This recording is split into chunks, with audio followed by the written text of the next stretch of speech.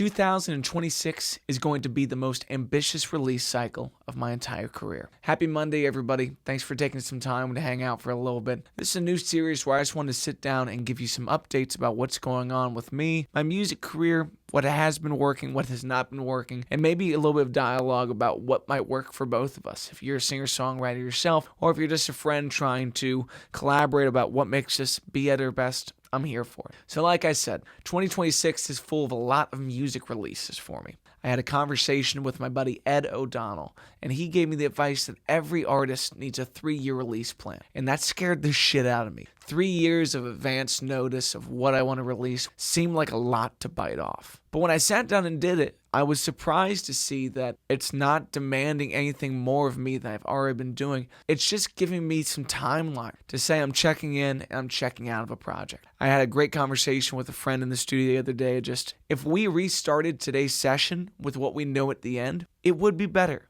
100%.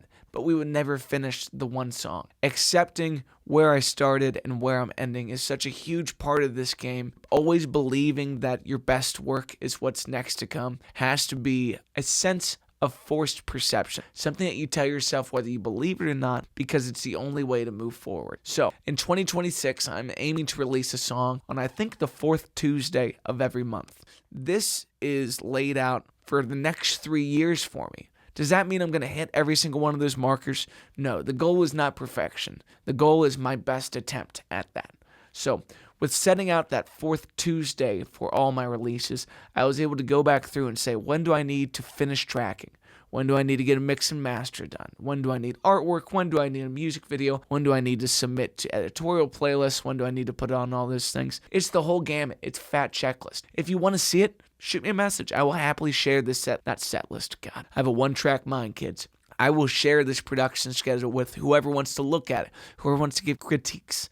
Because, as I just talked to my wife about, the hardest part of this game is we don't have a lot of structure. If you're sitting there saying, how do I get from where I am to where I want to be, and there's no way of taking baby steps towards that goal, well, it looks like one big leap. And it's kind of like, do you remember watching parkour when it first came out? It's just like a dude jumping between 2 parking garages. That's me and where I want to be in my career. And honestly, I've never jumped across a parking garage, and I'll probably eat shit doing that. So we have to look at the goal. We have to look at this big leap into what is the best version of yourself at the highest level of artistic output and creative endeavor, and then start to back engineer.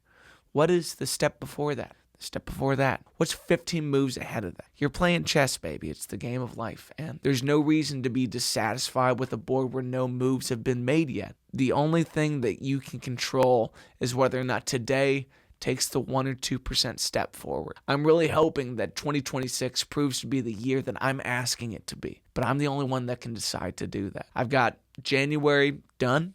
I got February pretty much done. I'm starting to look at March. Another thing I'll tell you about this 3-year release schedule is I haven't picked out what songs are going to be there. I just told myself that something needs to be done then. I don't claim to know what's the best part of my catalog. And if any of y'all are sitting out there saying, how do I find out which of my songs are best? You're playing for people. It's been a really, if 2025 did anything for me, it showed me that I can make real fans on the internet. I found some of the greatest listeners and what I would consider friends and just general human beings on TikTok recently. And these are folks that, my friend Blair, she'll sit there and type out the lyric to every single song in advance of me saying it so that it appears in my live stream as we go. She's become a working teleprompter. She knows these songs better than I do. I didn't ask anybody to do that. I was shocked when she first started doing that. Then I noticed that my friend Crystal and my friend Danny, that they'll shout out these lyrics that mean something to them. I'm not trying to brag about how good the people in my life are. I'm just trying to tell you that if you open up your art to the world of whoever loves it, not saying I want my friends to love it or my mother to love it or my wife to love it. Of course I do. But I'm just trying to find out who is the ideal receiver of these things that have made me so happy.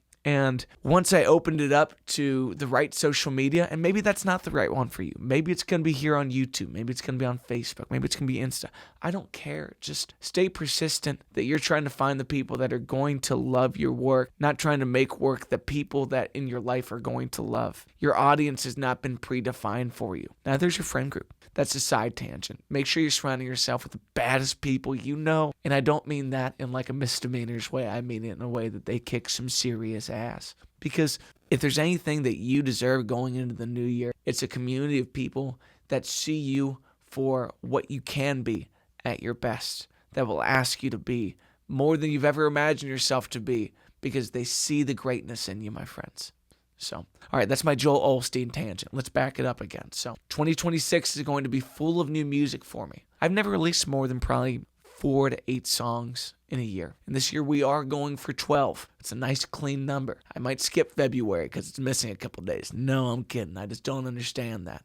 And they canceled the Farmer's Almanac, which is a serious issue for all of us. I don't know why, but I'm not going to yield as much crap this year on an emotional sense. This has really started to divert, hasn't it? Okay, let's see how far we are in. I'm going to edit some of this down. I don't know what this series is going to be like, but I just figured a Monday monologue would be a great place for me to clear my head, and it seems like we've already started to circle the bowl of nonsense.